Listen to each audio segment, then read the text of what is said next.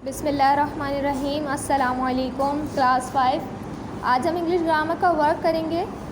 Question number 1 है आपका, write an essay the house of fire, यानी आपको एक ऐसे लिखना है जिसका टॉपिक है the house of fire. I was getting ready to go to bed last night, all of a sudden I hear a great noise. मैं जो है वो रात में सोने के लिए रेडी हो रहा था, अचानक ही जो है वो मैंने एक शोर सुना। I came out on the street in hot hasty. मैं फ़ौरन ही जो है वो गली में जो है वो बाहर गली में आ गया, बहुत जल्दी में। हैस्टी कहते हैं जल्दी में। The clouds of smoke were rising from the house of a friend of mine. धुएं के जो बादल थे वो मेरे दोस्त के घर से जो है वो उठ रहे थे। I ran up the fire brigade at once. मैं फ़ौरन ही जो है वो फायर ब्रिगेड को बुलाने के लिए भागता हूँ। It arrive then without any loss of time. Fire brigade जो है वो बग़ैर कोई टाइम वेस्ट किए वहाँ पर पहुँच जाती है। Some of it members started throwing water over the house with hoses pipe. उसके कुछ फायर ब्रिगेड के जो कुछ मेंबर्स होते हैं वो पाइप के ज़रिए घर पर जो है वो पानी डालने लगते हैं। Other put up a ladder against a wall to go up. Ladder कहते हैं सीढ़ी को। तो कुछ मेंबर्स जो होते हैं वो एक सीढ़ी जो है वो दीवार के साथ लगाते हैं ऊपर जाने के लिए, ठीक है। They brought down the inmates of the house one by one.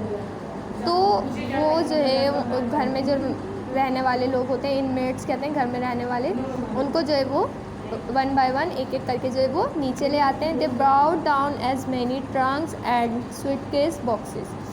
और साथ ही वो कुछ ट्रंक और बॉक्सेस को भी नीचे ले आते हैं।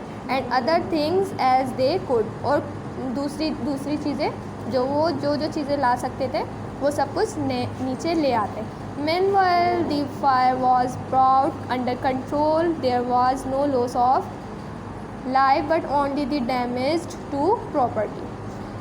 इसी दौरान जो है वो फायर ब्रिगेड जो है वो आग पर काबू पा लेती है और वहाँ पे कुछ ज़िंदगी का कोई नुकसान नहीं होता, किसी की जान नहीं जाती, बस कुछ प्रॉपर्टी में ही डैमेज होता है। This is my experience of seeing my friends house fire.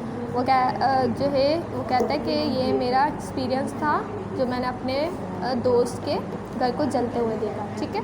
उसके बाद आपको जो है आपका क्वेश्चन 2 है, write a letter to your friend inviting him on birthday party. ठीक है, यहाँ पे आपको एक लेटर लिखना है जिसमें आपको अपने फ्रेंड को जो है वो इनवाइट करना है।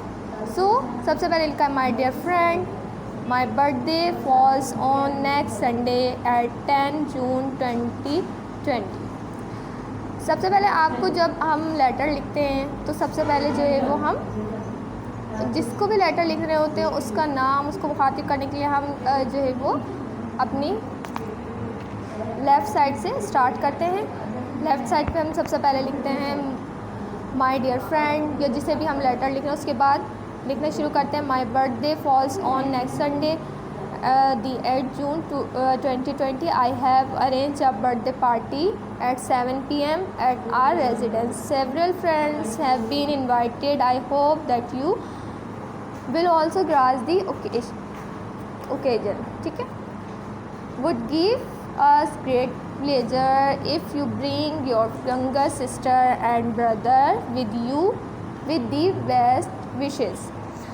तो ये जो है उसने अपने फ्रेंड को लेटर लिखा है कि संडे को जो है वो मेरी बर्थडे है, आपको मेरी बर्थडे में मैंने जो एक बर्थडे पार्टी अरेंज की है, आपको मेरी बर्थडे में आना है और साथ जो है वो अपने छोटे बहन भाई को भी लेकर आना है, ठीक है। उसके बाद लास्ट में आपने लिखना है योर फ्रेंड XYZ, ठीक है। यहाँ पे आप अपना नाम भी लिख सकते हैं। सेकंड है डेफिनेशन, जो मैं आपको वीडियो में समझा चुकी हूँ पहले ही, countable noun, uncountable noun, material noun और एब्स्ट्रैक्ट नाउन। ये डेफिनेशंस मैं आपको समझा चुकी हूँ। अब यहाँ से आपको क्या करना है, असाइनमेंट से सिर्फ आपको डेफिनेशंस लिखनी है।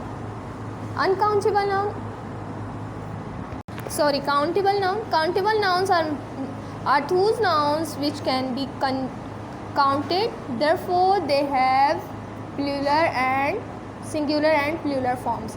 Countable noun ऐसे nouns होते हैं जिन्हें हम काउंट कर सकते हैं और ये प्लूरल भी होते हैं, सिंगुलर भी हो सकते हैं. For example, an apple a day keeps the doctor away.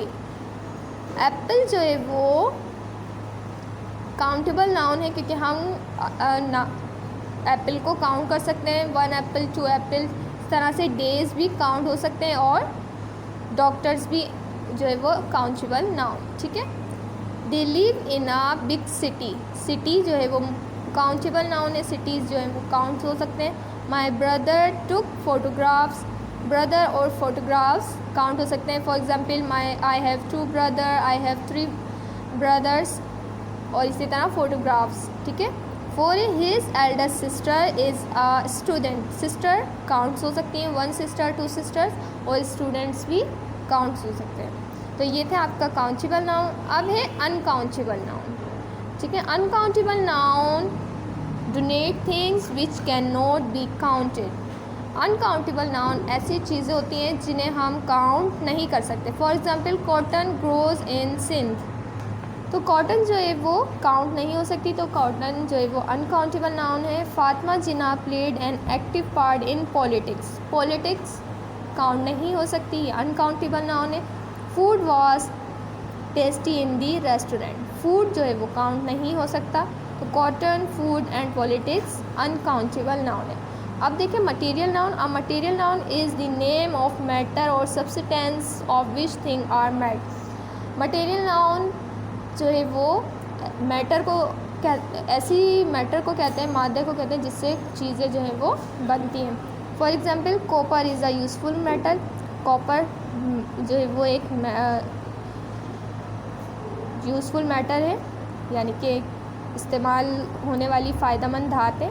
ठीक है. Cotton grows on Pakistan. Her ring is made silver. Copper, cotton and silver जो है वो मटेरियल नाउन की एग्जाम्पल्स हैं.